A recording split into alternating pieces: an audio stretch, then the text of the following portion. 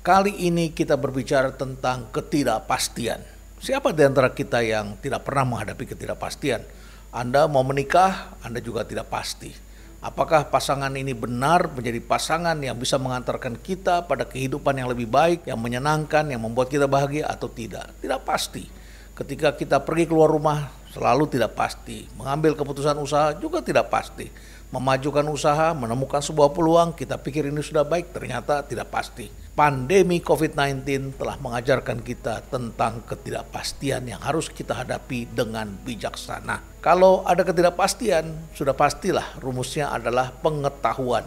Dan sayangnya banyak orang yang tidak mempunyai pengetahuan atau tidak pernah menyentuh pengetahuan atau tidak percaya adanya pengetahuan itu. Sampai hari ini misalnya pandemi telah meluluhlantakkan jutaan pekerjaan, jutaan bisnis di seluruh dunia yang mengakibatkan banyak bisnis yang tiba-tiba hilang. Atau juga barangkali dia tidak terganggu atau terganggu sebentar kemudian ikut naik, setelah itu kemudian mengalami gangguan. Katakanlah misalnya apa yang terjadi dengan produksi batu bara yang permintaannya sedang bagus, harga sedang tinggi, tiba-tiba dilarang untuk diekspor. Katakanlah demikian.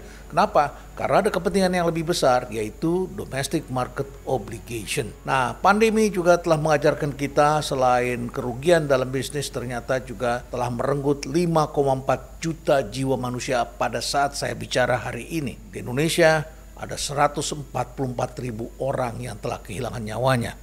Saya masih ingat driver saya, orang yang sangat kami cintai di dalam keluarga, tinggal dekat rumah kami, menolong sejak anak-anak kecil sampai mereka semua sudah lulus bekerja. Dan tiba-tiba dia masuk rumah sakit, sakit kepala, beberapa hari dirawat di ICU di rumah sakit, meninggal dunia. Kami berduka, kami bersedih, itu terjadi sebelum terjadi pasien nomor 1 di Indonesia, pasien COVID-19.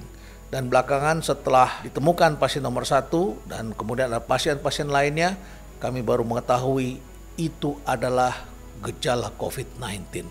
Bayangkan sehari-hari dia mengantarkan saya dan saya di belakang duduk, ketika dia membawa dia batuk-batuk dan saya tidak tahu bahwa itu adalah COVID-19. Ketidaktahuan kita semua bisa mengakibatkan kita menjadi korban. Ternyata dokter yang memelihara atau merawat pasien ini mengatakan pasien ini menderita TBC karena paru-parunya putih atau dia mengalami diabetes. Analisisnya memang sangat beragam. Pada saat itu dokter tidak tahu bahwa itu adalah gejala COVID-19. Jadi korban bisa terjadi karena uncertainty. Dokter belum tahu, kita belum tahu. Dan semua ini terjadi karena banyak hal. Jumlah korban yang begitu besar ini menurut WHO, selain ada pandemi dan para ahli mengatakan juga ada yang disebut dengan infodemi. Apa itu infodemi? Yaitu informasi yang misleading, yang membuat koordinasi jadi terganggu untuk melakukan upaya-upaya terkoordinasi. Kenapa? Karena ada ilmuwan yang bilangnya A, ada ilmuwan yang bilangnya B. Ada yang percaya adanya virus ini, ada yang tidak percaya. Ada ulama yang mengatakan A, ada ulama yang mengatakan B. Kemudian rumah sakit, cara menanganinya juga tidak sama. Demikian pula WHO sampai mengkoreksi beberapa kali. Pemerintah, pengusaha, dan eksekutif juga memiliki pandangan yang sangat beragam. Jadi memiliki pandangan yang berbeda-beda ini bisa mengakibatkan terjadinya uncertainty, ketidakpastian. Ketidakpastian itu setidaknya ada 6 hal. Yang pertama, ada sesuatu yang terjadi dan belum pernah kita alami. Atau sudah pernah terjadi sebelumnya tetapi terabaikan karena kita tidak membaca sejarah. Tidak ada di antara kita yang pernah mengalami pandemi seperti ini yang terjadi katakanlah 100 atau 150 tahun yang lalu. Ada.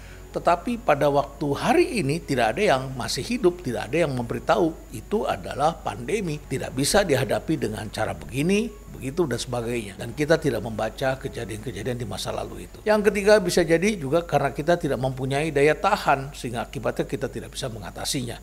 Tidak berpengetahuan yang keempat. Kelima mungkin itu peristiwanya terjadi terlalu cepat. Kita berpikir masih bisa terjadi atau kita persiapkan setahun lagi. Ternyata hari ini terjadi di India, besok terjadi di Singapura, 2 hari kemudian sudah terjadi di negara kita. Dan yang terakhir, infodemic atau misleading information yang mengakibatkan kita kemudian jadi terpecah belah. Kita mempercayai A, yang lain mempercayai B, Dan kita tidak tahu yang mana yang benar karena kita tidak memiliki kemampuan untuk memvalidasi suatu kebenaran. Jadi sekali lagi uncertainty ini sangat penting sekali untuk kita pahami, kita atasi bersama-sama. Ketidakpastian ini bisa diatasi dengan salah satu dari 3 hal. Yang pertama tentu saja adalah science. Itu sebabnya kita pergi ke sekolah, kita pergi ke pendidikan yang lebih baik. Kita menyekolahkan anak-anak kita supaya kita dapatkan kepastian yang lebih baik. Tentu tidak bisa 100%, maka itu dalam sains disebutnya sebagai best estimate. Ya, dalam best estimate ini ada uncertainty juga, ada hal-hal yang tidak bisa kita prediksi, ada errornya juga di sana. Tetapi mendekati kebenaran, kita bisa melihat polanya, kita pelajari. Jadi sains itu penting. Pelajari sains dan tentu saja sejarah, history. Kemudian yang ketiga tentu saja adalah kondisi yang imun. Kita perlu terus merawat diri kita, perusahaan kita agar memiliki daya tahan yang kuat. Jangan sampai sewaktu-waktu ketika terjadi badai yang menyerang, ternyata kita telah membangun rumah kita di atas pasir. Dan kalau kita membangun rumah di atas pasir, tidak ada fondasi yang kuat, badai datang maka rumah pun akan hanyut. Yang ketiga adalah persiapan, seperti misalnya kita mempunyai tabungan, mempunyai keahlian, pembinaan, ada cadangan atau stok yang bisa membuat kita sewaktu-waktu mengatasi keadaan. Ketika kita mengatasi itu tentu saja kita harus waspada karena selalu ada kepentingan dan kepribadian yang membahayakan, yang berakibat segala sesuatu yang baik bisa menjadi tidak baik. Ada pihak-pihak tertentu yang melakukan propaganda untuk membuat kita menjadi ragu-ragu. Memang betul ada kejadian-kejadian di masa lalu yang begitu pahit dan kita berpikir ketika kita membaca sejarah, kita berpikir memang telah terjadi konspirasi. Dan konspirasi itu tidak bisa kita buktikan, bisa kita rasakan. Kita tidak tahu yang mana yang benar, tetapi kita anggap itu adalah benar. Semakin dia itu menghanyutkan, menghantui, menyeramkan, semakin menakutkan kita dan kadang membuat sebagian besar orang mempercayainya. Dr. Ken Alibek, seorang mantan direktur pada program bioweapons di Uni Soviet pada waktu itu yang sekarang menjadi Rusia, pernah memberikan insight dalam memoir 10 regarding the most highly developed bioweapons. Ini adalah sebuah memoir yang membuat tentang program-program bioweapons yang terjadi sepanjang sejarah. Salah satunya adalah efek negatif dari virus Marburg. Marburg ini adalah sebuah kota di Jerman yang baru saja mendatangkan beberapa puluh ekor kerah hijau dari Afrika, bisa membiarkan sel, dan sel-sel itu kelak akan dipakai untuk membuat vaksin polio. Tetapi ketika dibawa ternyata terjadi beberapa ekor kerah itu menderita demam dan kemudian berdarah-darah.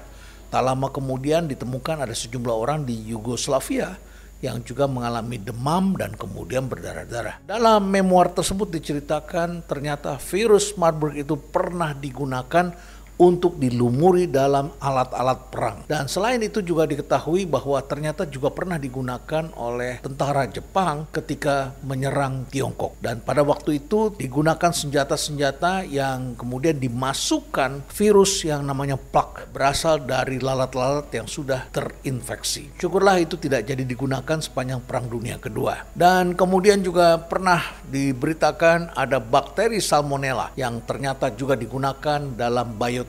Bioterror ini digunakan untuk membuat orang-orang di suatu daerah menjadi panik. Dan ini dilakukan di Amerika Serikat, di Oregon pada tahun 1984 pada sebuah salad bar. Jadi ada yang menaburi di salad bar, menimbulkan banyak kepanikan di antara mereka yang konsumsi di sebuah restoran dan kemudian menyebar kemana-mana. Selain itu juga tentu saja terjadi di sejumlah negara di mana senjata bio ini digunakan untuk membunuh manusia. Meski demikian, tentu saja ada konvensi, The Biological Weapons Convention, pada tahun 1972 menyatakan bahwa pengembangan, produksi, dan stockpiling dari bioweapons selama perang itu adalah sebuah war crime, sebuah kejahatan perang. Pada tahun 2019, konvensi ini telah ditandatangani oleh 183 negara, termasuk negara-negara besar seperti Tiongkok, Rusia, Iran, dan Amerika Serikat. Tentu saja banyak negara yang melakukannya, kalaupun terjadi barangkali hanya diam-diam karena mereka bisa ditarik ke pengadilan internasional sebagai penjahat perang.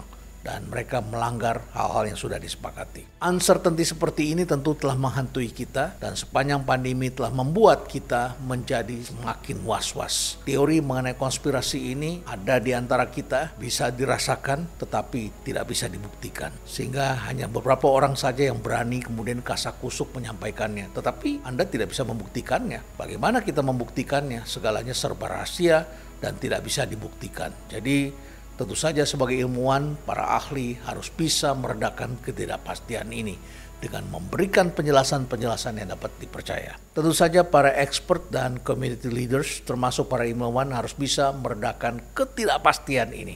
Dengan apa?